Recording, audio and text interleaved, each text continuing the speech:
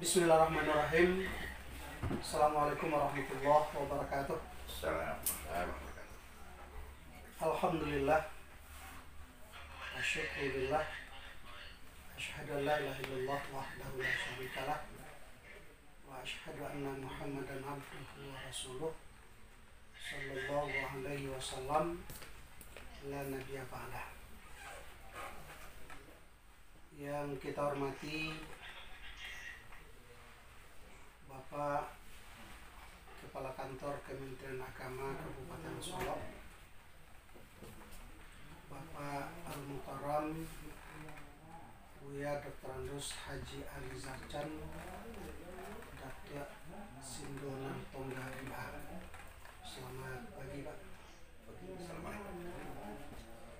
Yang kita hormati Buya Dr. Andus Nuhat Rizal, Ketua Forum Komunikasi Penyuluh Agama Fungsional Kabupaten Solok. Selamat pagi Pak.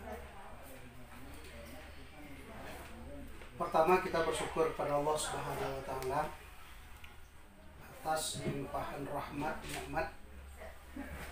Pada pagi hari ini kita bisa berbincang-bincang seputar masalah pernikahan ditinjau dari hukum adat Minangkabau. Mudah-mudahan perbincangan kita pada pagi hari ini bisa menambah wawasan keilmuan, terutama bagi generasi muda yang akan melaksanakan pernikahan. Di samping itu akan menjadi nilai ibadah di sisi Allah Subhanahu wa Ta'ala. Amin ya rabbal alamin. Shalawat beserta salam buat Nabi kita, Nabi Muhammad sallallahu alaihi wasallam. Allahumma shalli ala sayyidina Muhammad wa ala ali sayyidina Muhammad. Bapak akan Minang, di Minangkabau setiap anak kemanakan yang sudah sampai usia melaksanakan pernikahan terlebih dahulu diberikan nasihat oleh mama kepala kaum atau malin dalam suku. Jadi pada pagi hari ini banyak di antara pemuda-pemudi Minangkabau tidak tahu lagi dengan istilah-istilah. Kalau dulu kita kenal, kalau keturun berumah tanggo minta pituah kamalin, minta pituah kamama, minta pituah kapenunu. Salah satu di antara pituah itu adalah tahu dek nanampe. Nah, untuk itu kami mohonkan kepada Bapak apa yang dimaksud dengan kato nanampe. Kepada Bapak kita persilakan dengan segala hormat. Terima kasih. Assalamualaikum warahmatullahi wabarakatuh. Waalaikumsalam. Alhamdulillah wa syukurillah wa la hawla wa la quwwata illa billah. Salatu wassalamu ala Rasulillah wa ala alihi wa sahbihi wa mawala. Terima kasih Bebas Islam Ustaz Zul Kifli MPD yang kami hormati, Buya Yuhat Rizal sebagai Ketua Forum Penyuluh Kemenak Kabupaten Solok. Bersyukur kita kepada Allah Subhanahu wa Ta'ala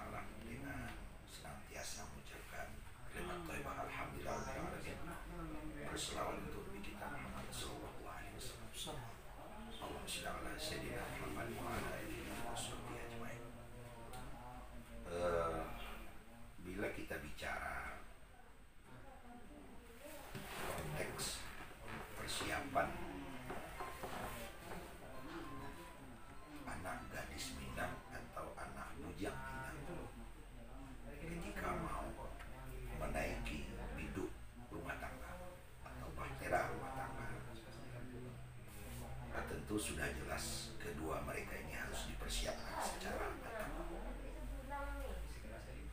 Nah, dalam falsafah adat kita yang dikenal dengan adat masani syarat, syarat masani kita membuat syarat mengandung atau nama kait itu dengan gamblang dapat kita tangkap bahwa kolaborasi antara jiwa agama dengan jiwa adat itu harus berpadu di dalam diri anak gadis yang mau melangkahkan kakinya untuk menuju hidup rumah tangga dengan matang. Unik memang di negeri yang ABS SBK ini setiap suku itu kan dilambangkan oleh dua bangunan. Pertama bangunan rumah gadang, yang kedua bangunan surau. Jadi sah dikatakan satu suku di Minangkabau kalau ada rumah gadang, ada suraunya. Nah, rumah gadang tentu garis lurusnya adalah adat, sementara surau garis lurusnya adalah agama. Jadi kedua-duanya harus ada. Nah, bila kita bicara masalah rumah gadang, kita ambil salah satu di antara misal rumah gadang 9 ruang. Itu apabila nikah anak yang pertama, itu biliknya adalah bilik nomor 1. Apabila adiknya nanti juga sudah nikah perempuan, maka kakak pindah ke bilik nomor 2, adik masuk bilik nomor 1, orang tuanya bilik nomor 3. Terus nikah lagi, pindah lagi, akhirnya orang tua ini sampai di dapur. Sampai di dapur. Kalau masih ada yang perempuan nikah lagi, orang tua terpaksa ya ada di buah emberan. Nah, kalau nikah lagi orang tua sudah di dalam tanah. Itu diantara falsafah yang terkandung di dalam rumah gadang 9 ruang. Tapi ada sesuatu yang sangat rahasia sekali dan sangat substantif sekali, yaitu berumah tangga pada akhirnya adalah melanjutkan keturunan. Baik di kajian secara adat maupun kajian secara agama, bahwa ternyata menyiapkan generasi itu bukan saja setelah yang bersangkutan atau anak kita lahir, tapi kita juga sudah harus bersiap sebelum anak itu lahir. Artinya seperti para pakar menyebutkan, didik anakmu 100 tahun sebelum lahir. Jadi ketika anak gadis itu sudah punya junjungan, laba suami, mau memulai hidup rumah tangga, dia juga sudah harus mulai mempersiapkan keturunan. Pertanyaannya adalah, anak ini apakah sudah berpengalaman? Belum. Padahal menurut adat maupun agama, itu banyak sekali pantangan-pantangan dan hal-hal yang mesti diperhatikan oleh seorang anak gadis dan juga suaminya ketika anak tersebut hamil atau mengandung. Nah, secara agama, karena berdasarkan agama, ada 3 hal yang mesti dilakukan oleh seorang wanita yang hamil. Pertama, banyak baca Quran. Yang ketiga, banyak bersedekah. Kemudian yang kedua banyak bersedekah. Yang ketiga, banyak berzikir. Nah, kita tahu bahwa dia baru hamil pertama kali, belum pengalaman. Nah, oleh karena itu seorang yang baru hamil, dia perlu seorang penuntun yang sudah berpengalaman. Siapakah dia? Orang tuanya. Maka anak yang baru hamil tidak boleh dipisahkan dari orang tuanya. Disinilah makanya bilik ini bilik nomor 1. Nah, kalau hari ini kita lihat ada yang baru saja nikah, dia langsung oleh suaminya dibawa ke rumah baru, lalu hiduplah di situ. Sehingga tidak ada pengawas. Nah, terdengar di dalam benak kita, Umpamanya seorang orang tua bilang kepada anaknya yang sudah hamil, "Pia, jangan duduk bantu atu, kau sedang hamil. Pia, jangan pergi ke situ, pari kau sedang gadang." Nah, inilah makanya di dalam struktur adat kita, anak yang baru hamil harus didampingi oleh orang tuanya. Nah, nanti kalau sudah anak kedua, ketiga dia sudah terbiasa. Itu yang pertama. Kemudian yang kedua,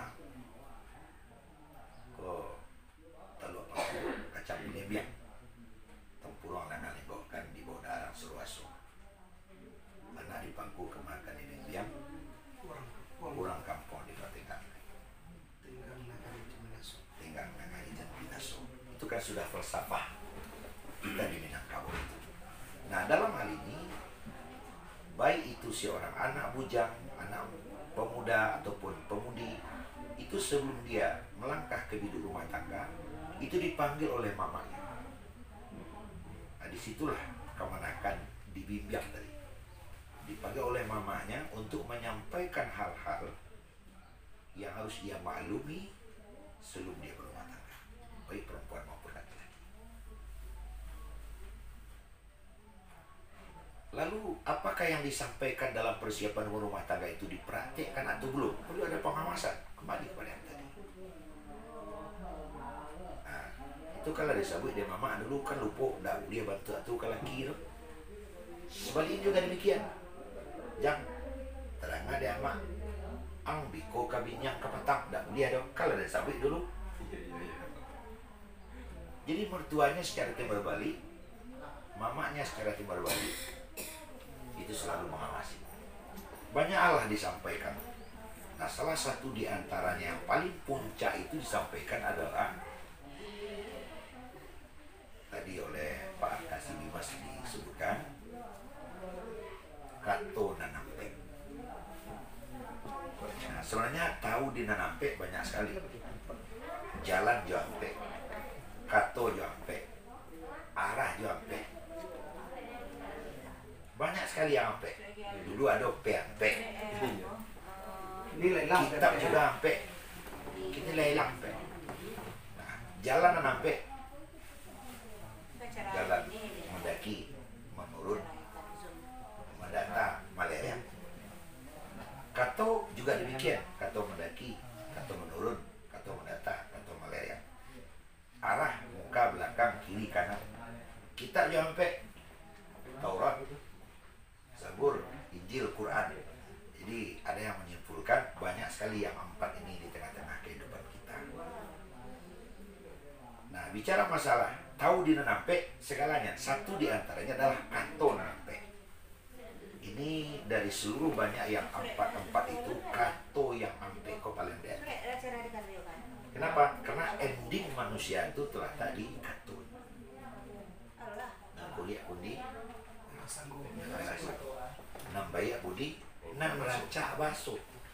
Jadi ekspresi dari rancak akhlak pribadi seseorang, awal tempat start pertamanya, tempat pengujiannya adalah kata-katanya.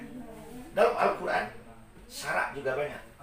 Qaulan salima, qaulan ma'rufa, qaulan layyina, qaulan sadida. Banyak sekali. Falyakul khairan aw liyasmut. Banyak sekali dalam baik ayat-ayat Al-Quran maupun hadis yang menuntut kita untuk masalah bicara ini, masalah kato. Nah, di dalam falsafah kehidupan kita Minang yang berlandaskan kepada syarat itu memang jelas diterangkan sebagai rupa. Kato mendaki. Nah, kato mendaki itu adalah kepada orang tua dan orang yang tua-tua. Dua macam. Orang tua adalah ayah dan ibu kita. Orang tua-tua nanggadang umur berdawa. Ini adalah kato mendaki. Intinya adalah menghormati, salima, ma'rufah. Setiap kalimat yang keluar dari seseorang kalau mendaki, ujungnya adalah menghormati. Lunak bahasanya. Tidak tinggi suaranya dan tidak keras isi kalimatnya. Memanggil ayah, memanggil ibu, memanggil orang yang lebih tua, itu dengan sopan. Kata-kata sopan itu garis lurusnya adalah santun, dan lunak lembut. Tidak suaranya saja yang lunak lembut, tapi isinya juga suara. Ada orang yang bicaranya lembut saja, tapi isi pembicaranya tajam. Itu tidak boleh. Jadi kedua-duanya. Nah, padanan dari mendaki tentu menurun kepada yang lebih kecil daripada kita. Nang ketek pegawai. Itu intinya adalah mendidik, memberikan contoh, memberikan uswah dan qudwah. Cara memanggil kadi contoh dan ketek. Cara menyuruh kadi suruh dan ketek. Nah, makanya wala talmizu bil alqab, jangan memanggil anak ketek jo namo guru. Tapi panggil dengan nama yang baik. Dengan nama yang disukainya. Sehingga dia senang, sehingga apapun yang kita suruh dia merasa dirinya tidak disuruh, tapi dia dengan rela dan redha itu kepada Allah. Sedangkan ke samping itu kawan sama gadang. Nah, kawan sama gadang, pilihlah kalimat-kalimat yang juga tidak menghina, tidak merendahkan. Sebab masing-masing orang itu ada punya kelebihan, ada punya kekurangan. Jangan kamu anggap sepele orang yang ada di depanmu. Boleh jadi orang yang berada di depanmu itu lebih mulia daripada. Nah, itu semua kadang. Nah, yang menjadi permasalahan pokok di sini adalah jalan malaria. Iko baik baba bisa.